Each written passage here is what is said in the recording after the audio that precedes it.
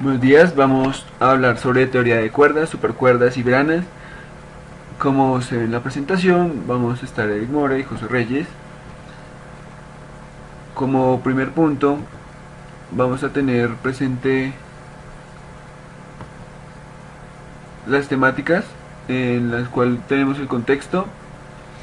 Mostraremos varias fechas eh, que muestran la historia que ha partido desde la relatividad, de la historia del modelo atómico, de electricidad y magnetismo. La teoría M, que muestra la unificación de todas estas teorías en una gran teoría, donde se ven las 11 dimensiones. También vamos a hablar un poco de ellas.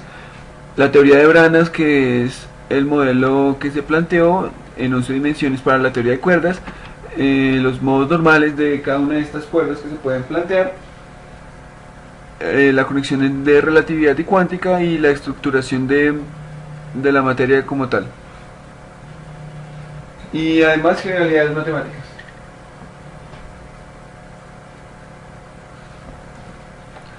La teoría M ya se muestra, como lo expliqué, la unificación de todas las teorías, en el cual se abarquen todos los modelos de las leyes físicas, y también en el cual está representado por un modelo de cuerdas, supercuerdas o branas.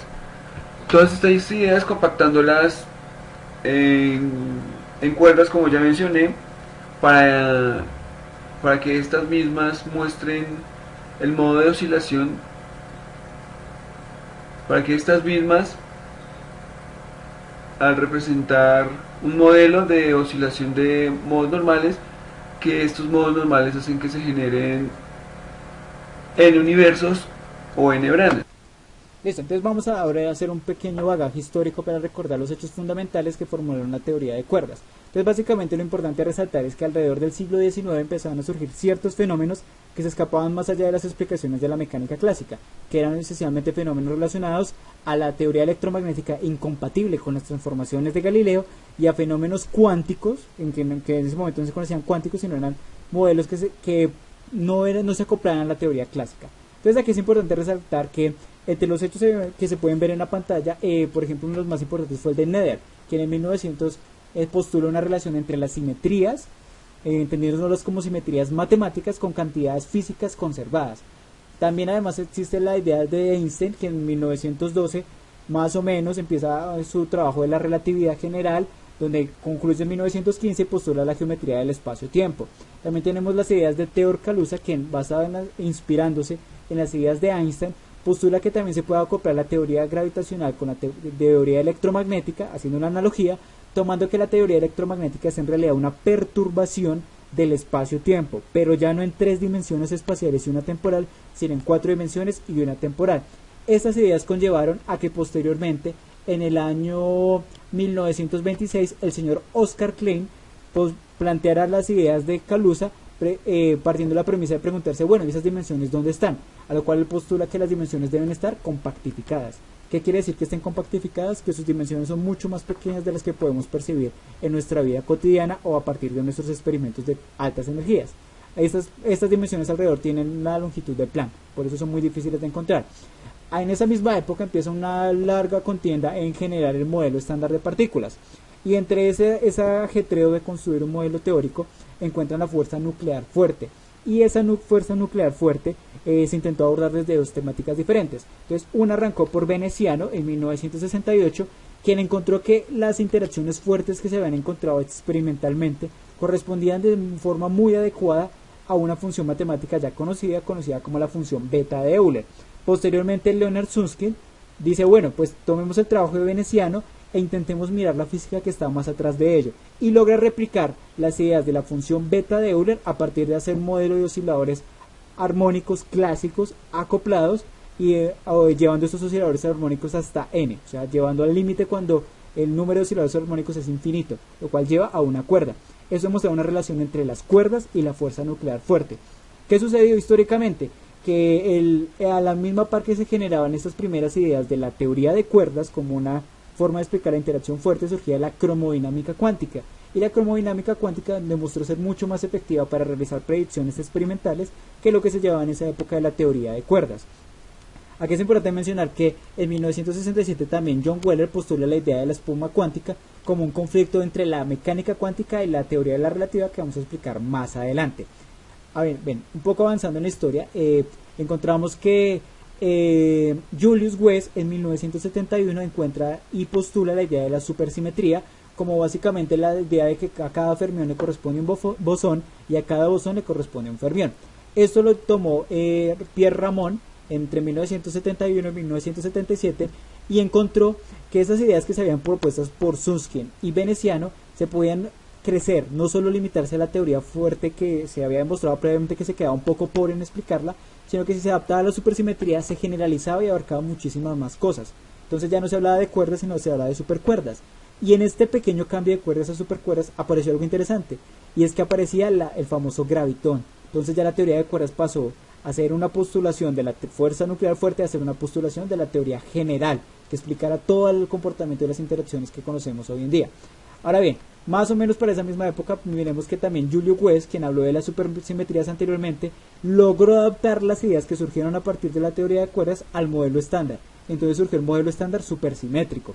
Schwartz en 1974 descubre el gravitón en las ideas propuestas de las supercuerdas y encuentra que ese gravitón tiene ciertas cualidades y depende de la tensión de las cuerdas, y esa tensión determina cómo oscila.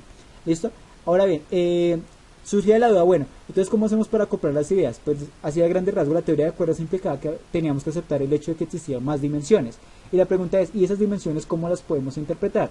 Ya posteriormente, anteriormente Klein había dicho que tenían que estar compactificadas, pero Phillips Candelas y Gary Gouldis demuestran que no solo tienen que cumplir eso, sino que tienen que ser un tipo especial de dimensiones que se le conoce como espacios de Calabi-Yau. Son un tipo de que tiene ciertas simetrías muy especiales. Entonces básicamente esa fue la idea de los trabajos. Aquí se habla un poquito de cómo las dimensiones, las propiedades de las cuerdas, pero podemos resumir esta tabla en la siguiente, en donde podemos distinguir el proceso de la teoría del todo que se ha creado a partir de épocas. Entonces fíjense que iniciamos con el trabajo de la relatividad entre el año 1900 y 1915, después surge el fotón, que es más o menos la idea de que tiene que haber cuantización, y en base a eso se formula a la par la mecánica cuántica. Entonces podemos ver que son fechas muy similares.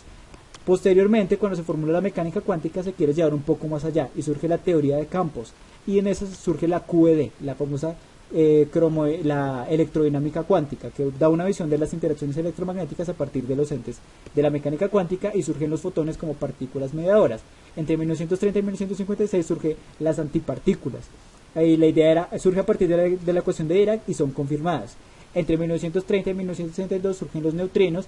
Entre 1947 y 1960 empieza a surgir una gran auge de encontrar partículas. Recordemos que para esa época ya se estaba fuerte en la parte de experimento en colisionadores de partículas. Entonces surgían los lambda, los piones, los muones, y no había ningún marco teórico que me permitiera dar una articulación y demostrar que todo tenía un ente fundamental. Entonces surgía la idea de, ¿acaso la naturaleza está hecha de infinitas partículas? ¿O acaso la naturaleza está hecha bajo una geometría fractal donde no hay un ente mínimo, sino simplemente se replica? Y bajo esa premisa surgió entre 1970 y 1970 la QCD, que es la cromodinámica cuántica, que competía con la teoría de cuerdas, y además surgió el modelo electrodébil, que explicaba las interacciones electrodébiles. Y todas estas ideas entre la QED, la QCD y el modelo estándar electrodébil convirtió en el modelo estándar de partículas que conocemos hoy en día entre 1970 y 1973, que más adelante lo vamos a mencionar con más detalle. Posteriormente, entonces, cuando se estaba formulando el modelo estándar, surgió la duda de ¿cómo acoplamos la gravedad?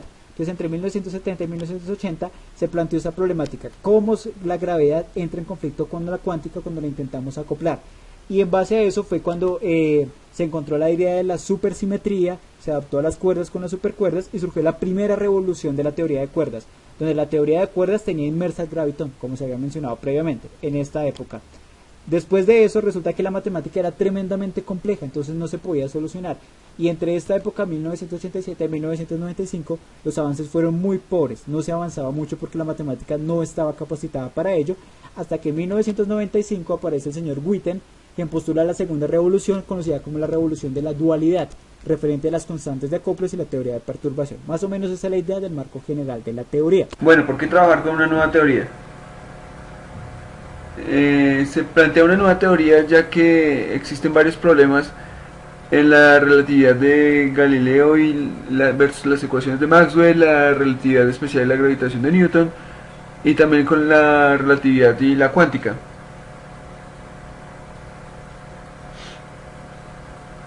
También, bueno, partiendo de la relatividad de Galileo versus las ecuaciones de Maxwell, Galileo planteaba un sistema en el cual hay una variación de la velocidad dependiendo del sistema de referencia que uno tome, por lo cual, dependiendo del sistema de referencia, son las leyes que se rigen al sistema. Esto incluye que si nosotros vamos en un tren a 100 kilómetros por hora y nosotros nos da por caminar en el tren a una velocidad de 10 kilómetros, suponiendo, ¿no? Para Galileo iríamos a 110 kilómetros por hora. Bueno, para Maxwell no es tan así. Tenemos una onda y esta onda lo que hace es viajar a la velocidad de la luz, debido a que las ondas tienen esta propiedad, o muy cercana a la velocidad de la luz. Y si nosotros colocamos una partícula, suponiendo en esta onda, y queremos que esta viaje cercana a la velocidad de la luz, según Galileo iría más de la velocidad de la luz, pero las ecuaciones de Maxwell impiden esto también. Entonces solo sería viajar a la velocidad de la luz. Bueno, con la relatividad especial y la gravitación de Newton, la relatividad especial está contradiciendo varias cosas de Newton, o bueno, no contradiciendo, como mejorando esta teoría, ya que Newton habla de que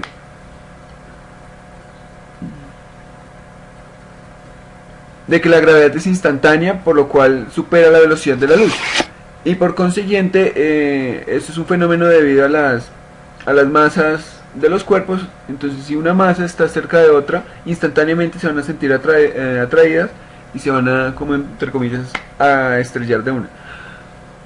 En la relatividad especial, Einstein plantea algo muy particular, y es la curvatura del espacio, y ya de una vez la gravedad no es instantánea, tiene que tomar un cierto tiempo para recorrer ese espacio, que va a ser proporcional a la velocidad de la luz, claro está. Por eso la masa va a ser directamente proporcional a la gravedad, y va a tener unos límites planteados por Einstein. Ahora bueno, entre la relatividad general y la cuántica, se menciona que como la curvatura del espacio es para masas grandísimas, bueno, ¿qué pasaría con partículas? Las partículas, aunque posean masa, como son tan pequeñas estas masas, se denota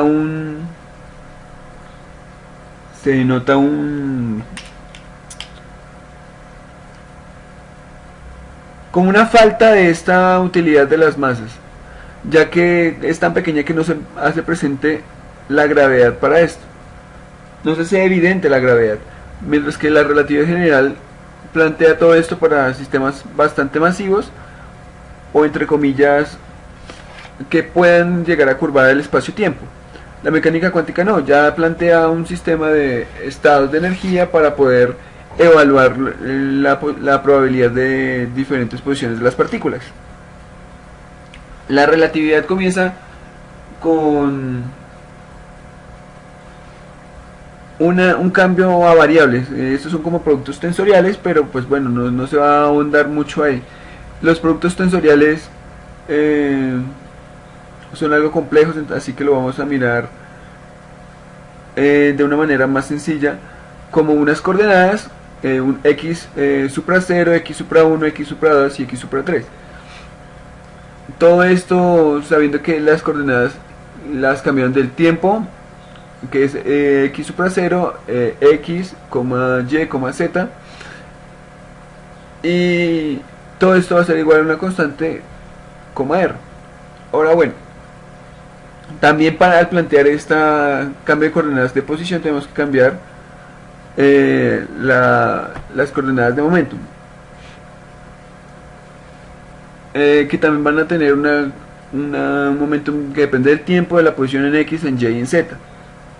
Al hacer estas conversiones, generalmente la ecuación de Einstein es E igual a mc al cuadrado, como todos la conocen, pero se les olvida agregarles un término que es P por C. Si nosotros hacemos una pequeña variación y decimos que los fotones no tienen masa, esta masa me refiero a la masa inercial, debido a que la partícula va a una velocidad tan grande que pues es como complicado conocer la masa inercial, porque pues no podemos estar dentro de la partícula para poder medir esa masa. Por ende quedaría que la energía va a ser igual a P por C. Ahora bueno, si elevamos al cuadrado, podemos ver que es evidente cómo queda la ecuación de P al cuadrado, quedaría igual a E al cuadrado sobre C al cuadrado. Lo de la magnitud es como para que quede en términos de magnitud y no de vector.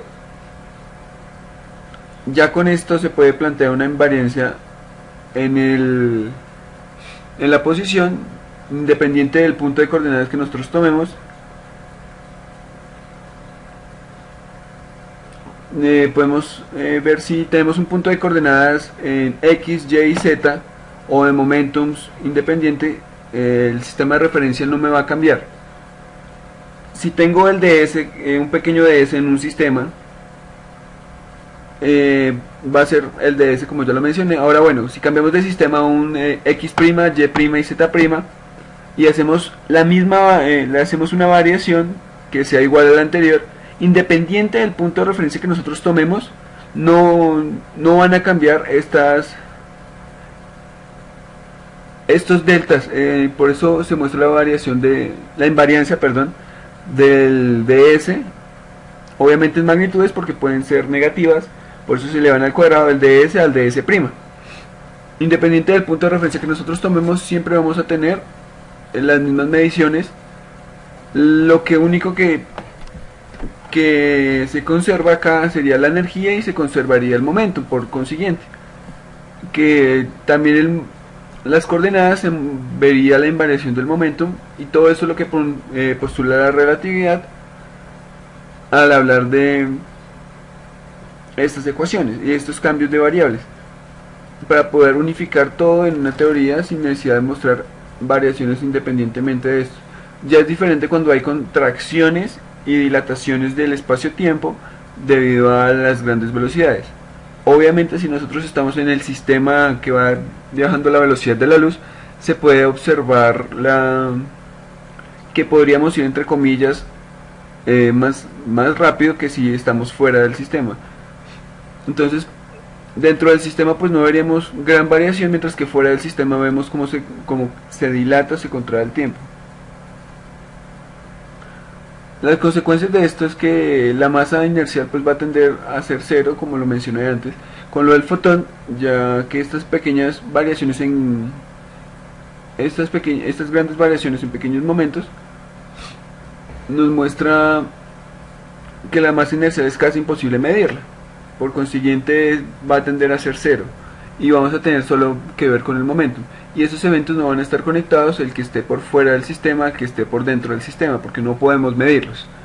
Ya si vemos la diferencia de distancias en un pequeño espacio de tiempo, bueno, decimos que los eventos están conectados, ya que debemos estar en el sistema como para ver estos cambios. Y esta invarianza de la velocidad relativista la podemos concebir como esta velocidad sobre un gamma, y este gamma es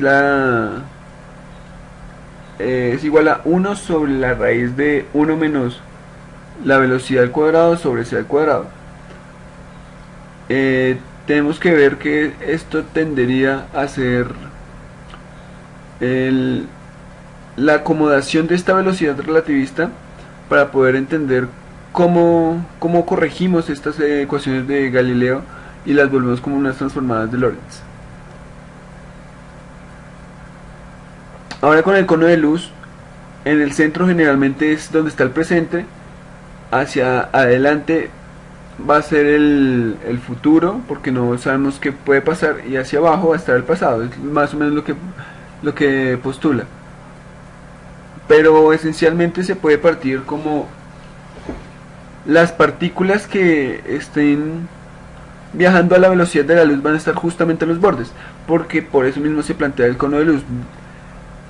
Por consiguiente, las partículas que viajan a la velocidad de la luz no van a tener esta masa inercial y van a estar en los bordes. Ahora bueno, si hay masa, si hay velocidades cercanas, pues van a estar muy cerca de estas fronteras, pero no las van a tocar. Ya si son velocidades muy lejanas o algo, pueden ir perfectamente en el centro y pues se van a demorar más tiempo. Si podríamos ver como las propiedades de las antipartículas son las que van hacia el pasado, podría explicarse así, ya que estas partículas pues aunque tienen propiedades de masa y todo, pero van en tipo contrario, porque son antipartículas, por eso la dualidad de que no se pueden encontrar dos partículas y una antipartícula. Eh, También se podría concebir la cantidad de si hay una partícula que supere la velocidad de la luz, no podría estar denotada en este cono de luz, ya que pues no está definida en la teoría como tal. Entonces, continuando un poco, entonces voy a hablar un poco del electromagnetismo. Eh, entonces, básicamente, muy brevemente, entonces recordemos que Maxwell unificó las teorías en un modelo de 4 ecuaciones, que resulta que cuando se trabajan con estas ecuaciones se pueden desacoplar y generar una sola ecuación, esta ecuación de acá, donde generalizamos algo que se llama el potencial A sub mu, donde ese potencial A sub mu tiene la componente eléctrica dado por este phi y la componente magnética dado por este A. Entonces eso es más o menos lo importante, ver cómo las teorías convergen a una sola ecuación. Ahora bien, ¿esto a qué conllevó? Entonces vamos a mirar un poquito la idea del zoológico de partículas. Entonces, el zoológico de partículas, ¿qué nos dice? Básicamente, si queremos caracterizar una partícula, hay 3 características que la definen. Su masa, que se relaciona con su energía, su carga, respuesta a una interacción. Esta carga puede ser referida a la fuerza de interacción débil, fuerte, gravitacional o eléctrica, o electromagnética, perdón, y su spin, que el spin es una consecuencia relativista de la teoría. Surge cuando intentamos acoplar la mecánica cuántica con la teoría de la relatividad. El zoológico de partículas, que consistía que se realizaban experimentos en los colisionadores de partículas y surgía un sinnúmero de partículas y no había ningún esquema general que permitiera organizarlas. Entonces, después de muchos trabajos, como se mencionó anteriormente, alrededor de 1970, logró generarse una estructura general que permitía explicar todo, como se puede ver en la presente imagen, donde tenemos los electrones, los neutrinos, los quarks y las partículas relacionadas a las interacciones, los fotones, los gluones, los bosones Gauge y bueno, el Higgs. ¿Qué es lo interesante acá? Que se generan 3 familias. Entonces básicamente lo que quiero decir es que las partículas del zoológico de partículas se podía explicar a partir de una superposición de las que se encuentran aquí en la parte de arriba, que se le conoce como leptones y que su característica, perdón, como fermiones y que su característica es que tienen spin semientero, y los de abajo que se le conoce como bosones, que su spin es 1 y hacen referencia a las interacciones. Esos de acá pues representan los bloques de la materia, todo lo que estamos constituidos, y esto representa cómo esos bloques de la materia interactúan entre ellos.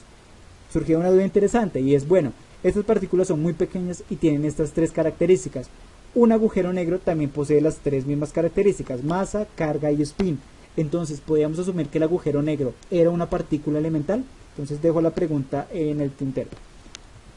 Listo. Entonces, ¿todo esto a qué converge? Entonces, esta tabla representa el modelo estándar de partículas aceptado. Entonces, aquí tenemos básicamente las partículas, el electrón, muón, tauón, neutrino, bla, bla, bla, todos los elementos que se mencionaban en la tabla anterior. Si quieren nos podemos devolver. Esto es eso mismo. Y acompañado de esto existe entonces un símbolo, una forma de esquematizarlo. El spin, dijimos que el spin era una forma de caracterizar una partícula.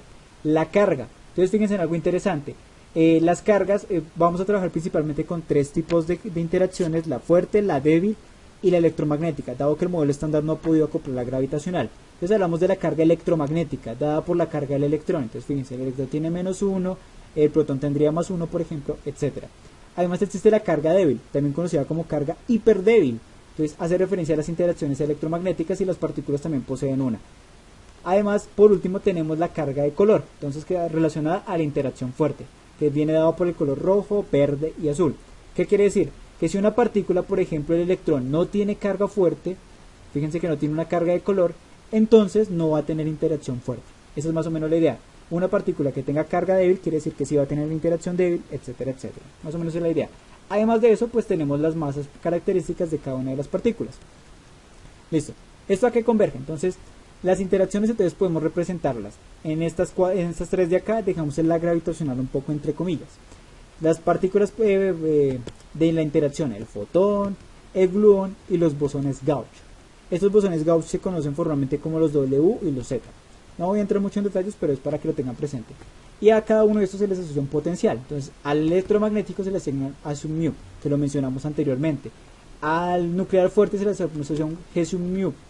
Esta que es la interesante característica, que fíjense que la eléctrica es una matriz de una sola columna, mientras que la nuclear fuerte es una matriz 3×3.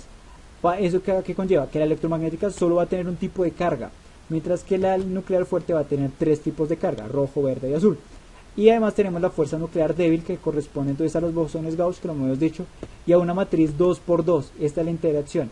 Como es 2×2, pues va a tener dos tipos de cargas que fundamentan su interacción, la hipercarga débil y la hipercarga fuerte, que son la que podemos ver acá como -1/2 y +1/2. ¿Listo? ¿Y qué pasaba con la gravitacional? Pues los teóricos empezaron a postular y dijeron, bueno, debe existir algo que se llama el gravitón, en analogía. Debe existir un potencial G sub mu y debe existir una carga equivalente, una carga gravitacional. ¿Listo? Otro aspecto importante, y para culminar la parte del modelo estándar, es que a los campos vectoriales se les relacionan las interacciones. Entonces, esto de acá, de esta columna, son interacciones, por lo tanto son campos vectoriales. Y a los ladrillos, a los fermiones, se le asignan campos espinoriales.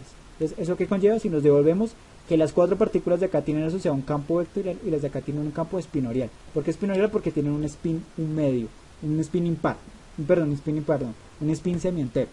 ¿Listo? Continuando, entonces voy a trabajar un poquito las ideas de las magnitudes de Planck. Planck lo que hizo fue, bueno, si ya tenemos tres magnitudes físicas fundamentales, h barra, c y g, podemos formular también constantes fundamentales de longitud, masa y tiempo, que es básicamente en lo que está estructurada nuestra física, a lo cual la respuesta es sí. Si hacemos un análisis dimensional sencillo de las tres variables que están ahí, vamos a encontrar que, por ejemplo, la velocidad de la luz tiene dimensiones de longitud sobre tiempo, la constante de Planck tiene las longitudes de masa por longitud al cuadrado sobre tiempo, y la constante gravitacional tiene dimensiones de longitud al cubo, masa por tiempo al cuadrado.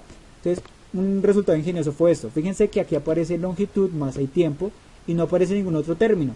Entonces tengo tres ecuaciones, tres incógnitas, de tal forma que puedo despejar LP, TP y MP, donde cada una corresponde a longitud de Planck, masa de Planck y tiempo de Planck, cuyos valores se encuentran aquí reflejados en este recuadro.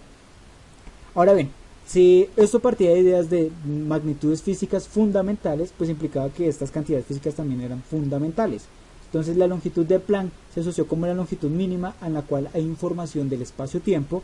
El tiempo de Planck se asoció como el tiempo que le llevaba a la luz recorrer esa longitud de Planck. Y la pregunta era, ¿y la masa de Planck qué representa? A lo cual las cuerdas dio un significado. Ahora bien, anteriormente cuando hablamos del modelo estándar, decíamos que dejábamos entre comillas la gravedad y postulamos el gravitón y dijimos que el potencial era algo que no conocíamos. Entonces vamos a hacer una formulación muy sencilla para deducir cómo debería ser ese potencial. Entonces sabemos que como es una fuerza conservativa podemos escribir la gravedad como menos el potencial de algo, ¿listo? Y ese potencial, aplicando la ley de Gauss, podemos deducirlo de esta forma. Es inversamente proporcional a R, que es la ecuación que conocemos. Aquí este subíndice 4 quiere decir que estamos hablando de las tres dimensiones espaciales que conocemos y la temporal. ¿Qué es lo importante de esto?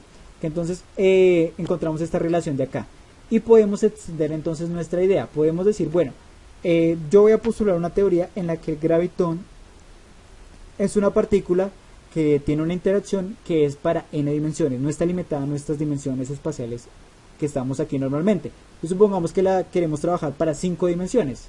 Entonces lo que se hizo es que básicamente este 4 se cambiaba por un 5.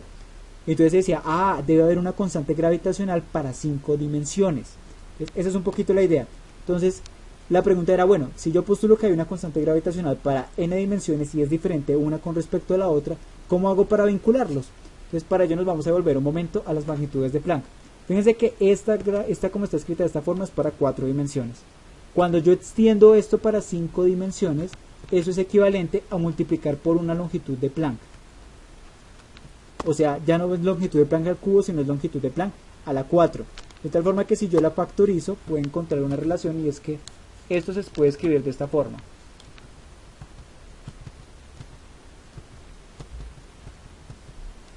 LP. ¿Por qué es importante esto? Porque lo que voy a estos términos de acá, sin este LP que acabé de agregar, son la constante gravitacional clásica de 4 dimensiones, y este LP es una constante que me permite transformar de 4 dimensiones a 5 dimensiones. Si yo generalizo esta idea para n dimensiones, encuentro esta relación de acá, que g sub n para n dimensiones es equivalente a la constante gravitacional que nosotros ya conocemos por una longitud n-4. Esta longitud es característica de la dimensión que se esté trabajando. Como a partir de las ideas de Caluso se decía que las dimensiones compactificadas eran de las longitudes de Planck, pues este LC no es más que la longitud de Planck. ¿Listo? Entonces esta es la conexión, la gravedad atraviesa las dimensiones. Como sabemos, a partir de la longitud de Planck. Listo. Entonces, ahora bien, ¿por qué cuerdas? ¿Por qué la teoría de cuerdas se basa en cuerdas? Entonces es interesante ver las cuerdas de forma muy breve. En la parte de arriba podemos ver la energía de un oscilador armónico simple y vemos que cuando sumamos osciladores simples, n osciladores hasta infinito, encontramos la función de una onda, que es la que subrayo a continuación, cuya velocidad característica depende de dos cosas, de la tensión y la densidad de masa. Y esta tensión resulta ser proporcional a la energía que posee esa onda que se propaga, o esa onda que se encuentra ahí. ¿Listo? ¿Qué es interesante acá? Fíjese que aparece una densidad lineal. Y anteriormente dijimos que había un problema de la masa de Planck, era que no sabíamos cómo interpretarla. Entonces aquí surgió una idea, porque esto no es más que masa por unidad de longitud. Entonces pues utilicemos como unidad de longitud la longitud de una cuerda y digamos que eso es del orden de la longitud de Planck. La pregunta es ¿qué masa sería? Pues pongamos la masa de Planck.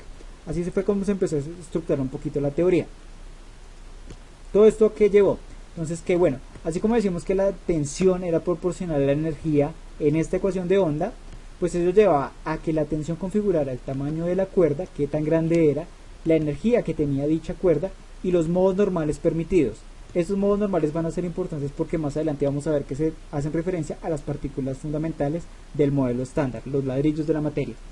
Y además, bueno, esto de acá es una visión clásica de la teoría de por qué una cuerda. Entonces lo que se hizo fue llevar esta idea a la parte cuantizada. Y cuando se cuantiza se predice entonces el orden de la masa de Planck. Lo que les había mencionado anteriormente, la masa de Planck es importante en la teoría de cuerdas. Bueno, con el conflicto entre la relatividad y la mecánica cuántica, se puede ver que hay unas altas energías con la espuma cuántica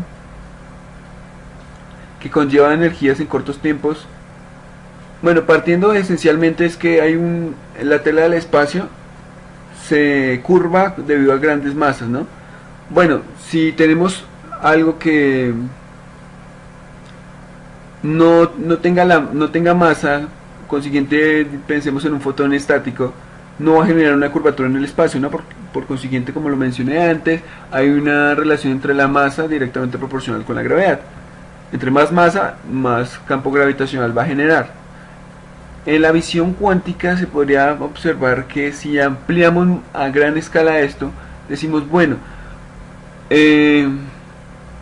necesitamos como tal una gran cantidad de energía para poder visualizar qué cantidad de masa tienen estas partículas, porque como tal no va a ser un gran efecto esta masa que tienen las partículas. Por consiguiente se hace un promedio de esta gravedad, pero generalmente ese promedio de la gravedad va a ser cero porque es muy pequeña la gravedad que poseen estas partículas. Con la parte de los agujeros negros, es en un pequeño punto una gran masa que se tiene debido a su gran densidad. Son algo peculiares porque en el espacio-tiempo se generan, como lo mencioné, curvaturas debido a la masa. Bueno, lo que pasa con el agujero negro es que es un pequeño punto en el espacio con una gran masa debido a su densidad masiva. Eso se produce debido a explosiones de estrellas masivas. Entonces toda la masa que poseían las estrellas se comprime en un punto, absorbiendo absolutamente todo lo que haya alrededor de esta gran masa. Por consiguiente también se puede entender por qué la atracción de todas las estrellas u objetos cercanos a esta. Hay un horizonte de sucesos que, bueno, es donde generalmente todo lo que entra ahí no puede salir. No es tan cierto que no todo puede salir, porque cuando una partícula, un cuerpo, lo que sea, entra al agujero negro, ese se descompone en partículas diminutas generando una singularidad. Esa singularidad genera una fila de partículas como una espaguetización. Por consiguiente, al descomprimir eso se necesita una gran energía, irradiando esta energía en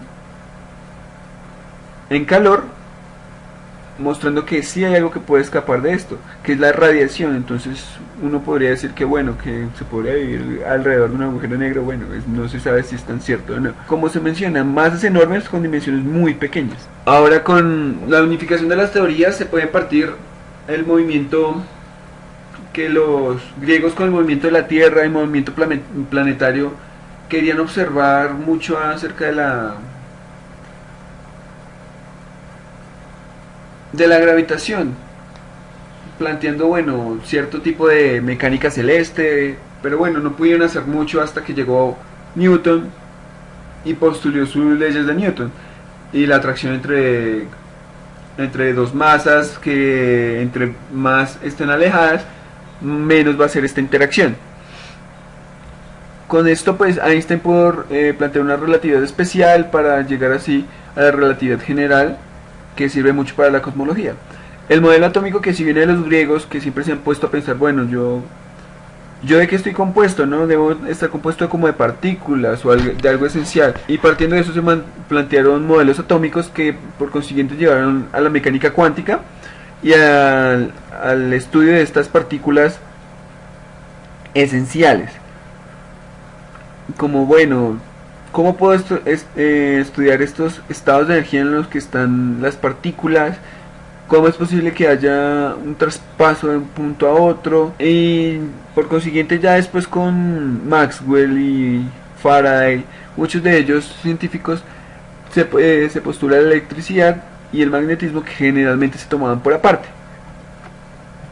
Esto llevó un tiempo hasta que se encontraron ciertas propiedades de la electricidad y el magnetismo muy ligados dentro del núcleo y el átomo con el electrón y el protón, que además debido a la carga también tenían propiedades magnéticas. Se produjo el electromagnetismo. Ya mucho más adelante, el estudio del átomo con el núcleo, se pudo estudiar la interacción débil y la interacción fuerte.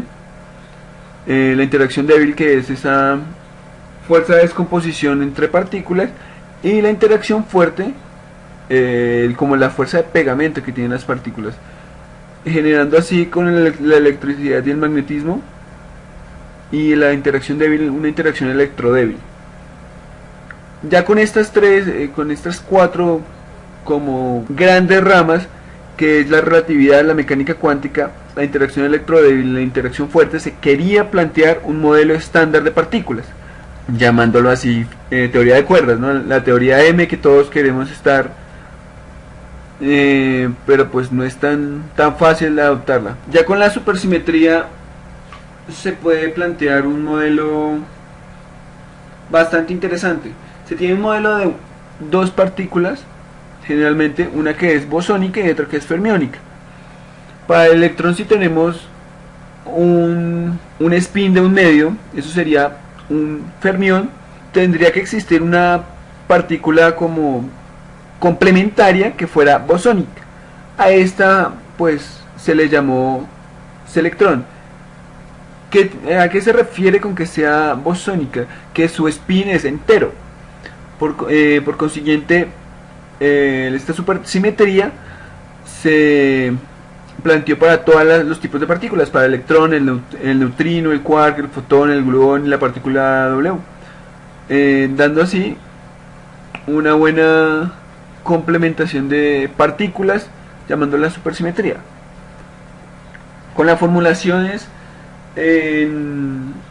por allá, si no estoy mal, en 1981, no me acuerdo bien la fecha, se planteó 5 formulaciones a la teoría de cuerdas.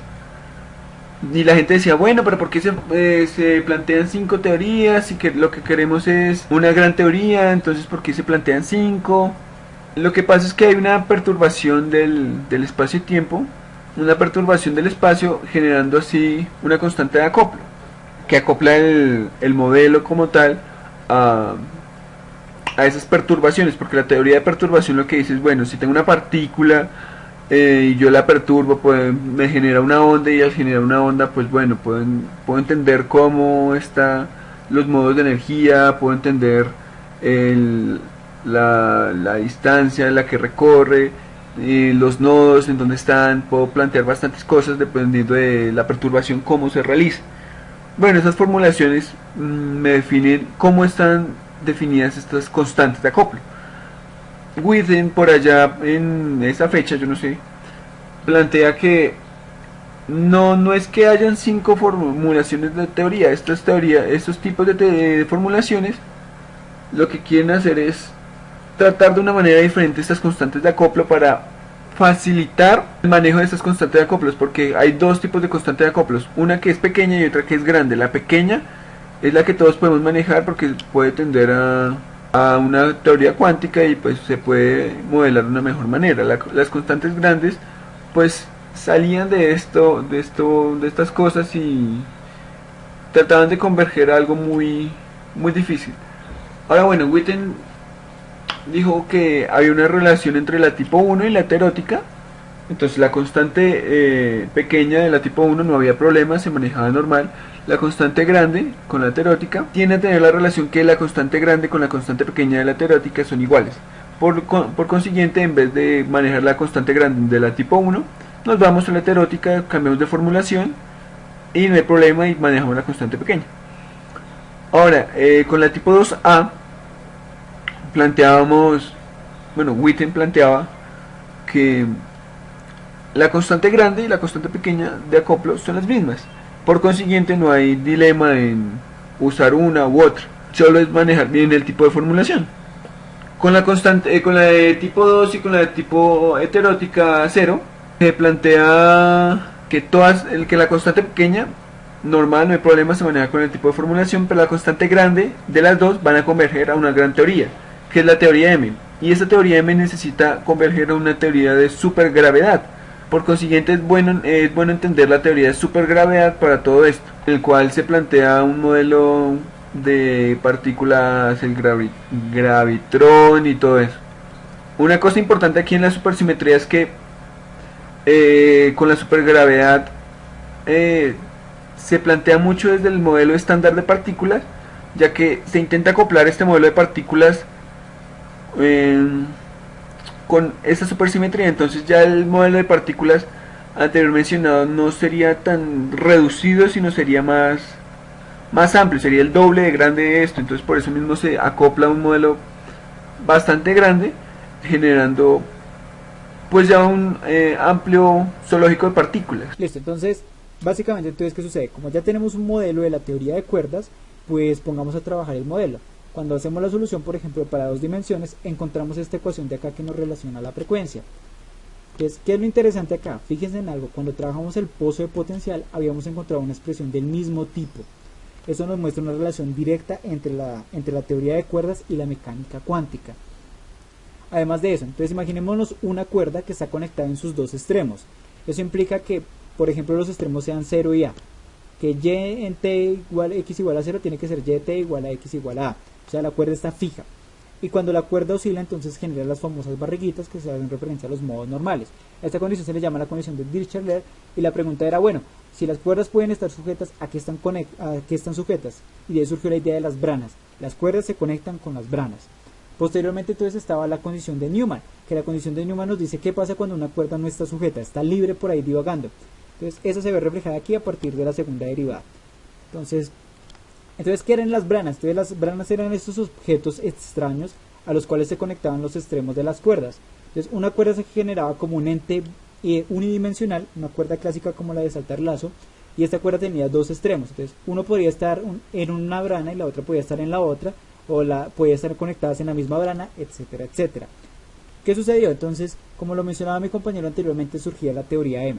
La teoría de cuerdas solo parecía que debían existir branas, pero con la teoría M estas branas adquirieron una importancia gigantesca, porque entonces lo que nos decía básicamente es que estas branas son entes dimensionales, pueden existir unibranas, dibranas, tribranas, cuadribranas, de diferentes dimensiones esas branas, y esas branas generan el espacio mismo del tiempo, generan el espacio-tiempo como tal.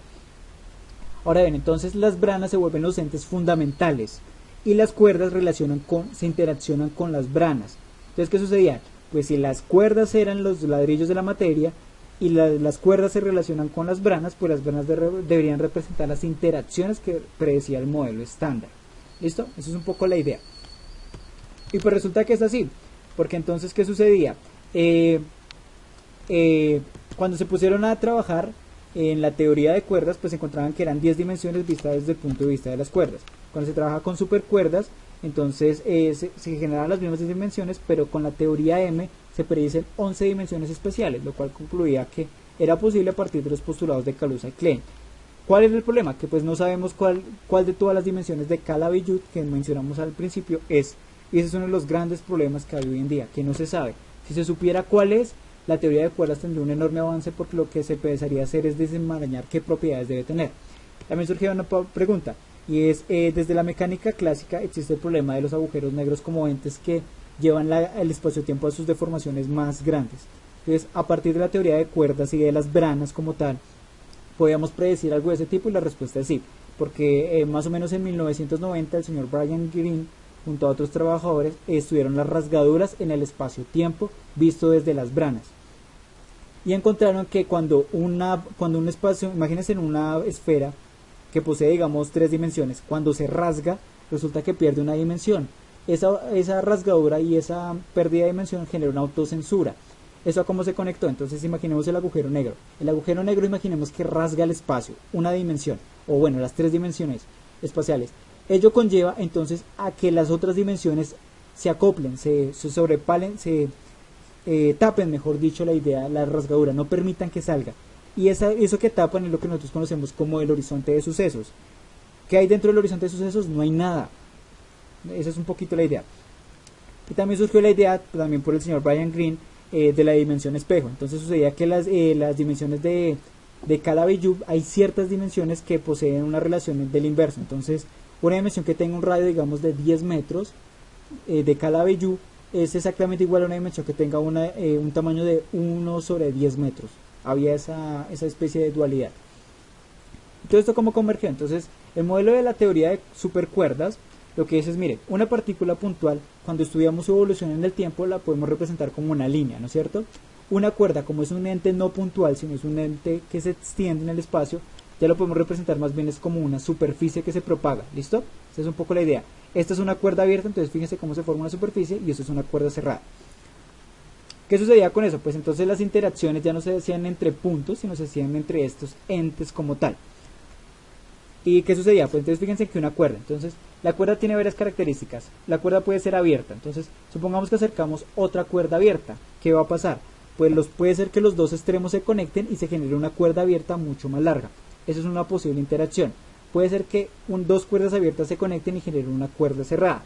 Y puede ser que entonces yo también tenga dos cuerdas cerradas y se conecten y generen una cuerda cerrada más grande. Ese es el fundamento de las interacciones en la teoría de cuerdas. Solo existen esas 3. ¿Listo? Y a partir de eso podemos replicar el modelo estándar. Entonces, como habíamos dicho, las branas hacen referencia a cómo se interaccionan las cuerdas. Entonces, recuerden que habíamos dicho entonces que la interacción electromagnética solo tenía un tipo de carga. Entonces podemos tomar una brana y le asociamos una cuerda que esté sobre su superficie. Esta cuerda, todas las cuerdas que estén acá van a ser asociadas a partículas que tengan carga eléctrica. Entonces, así se representa la interacción electromagnética, una brana y cuerdas sobre ella. La interacción fuerte, como tiene 3 tipos de carga, pues son 3 branas, ¿listo? Y lo que se tiene es que todas las partículas que tengan carga de color van a ser todas las partículas cuyas cuerdas tengan una punta conectada a una de estas 3 branas y la otra punta conectada a cualquier otra de esas branas, ¿listo? Y la interacción débil de forma análoga, entonces, como son 2 tipos de cargas, son 2 branas y son todas las cuerdas que se conecten entre estas 2 branas. Entonces, esto fue lo importante de la teoría de cuerdas. Ahora bien, se nos había olvidado un poquito mencionar, y es que entonces, si las branas hacen referencia a las interacciones y las cuerdas a las partículas, ¿qué es lo que me permite distinguir una partícula de otra? Y son los estados de oscilación, las energías con las que oscila esa cuerda. Entonces recuerden que la cuerda posee energía, ¿no es cierto? Y la energía según la relatividad es proporcional a la masa. Entonces si la cuerda oscila con cierta energía va a generar cierta masa, que es la primera condición que tiene que cumplir una partícula. Además, dependiendo de con qué branas está vinculada, va a tener cierta carga. Entonces esa era otra condición que debía tener una partícula, masa, carga. Y la otra era el spin. El spin viene acoplado como en el hecho de que estamos trabajando con teoría de supercuerdas, no cuerdas. Entonces ahí está implícita la idea del spin. Entonces de esa forma el modelo de la teoría de cuerdas permite explicar todos los tipos de interacciones. ¿Listo? Ahora bien, en la teoría del modelo estándar había el problema del gravitón. Y como habíamos dicho, habíamos postulado inicialmente que el gravitón era asociado a la gravedad, y la gravedad era un ente que se extendía por n dimensiones. Entonces, como podemos tener cuerdas abiertas que se conectan entre branas, pues imaginemos una cuerda cerrada que se propaga por ahí.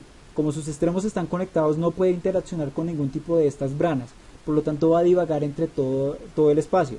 Como cada una de estas branas está asociada a unas dimensiones espaciales, pues esa cuerdita cerrada va a empezarse a desplazar por todos lados. ¿Eso a qué conlleva? A que una cuerda cerrada representa la idea de la gravedad como un ente que atraviesa todas las dimensiones, y que lo podemos ver un poco acá. Entonces, así como para resumir, entonces las cuerdas abiertas son los ladrillos de la materia. Cómo se conectan estas cuerdas con las branas, representa las interacciones, y una cuerda cerrada es la gravedad. Entonces eso es más o menos la idea y por qué es importante la teoría de cuerdas hoy en día. Muchísimas gracias.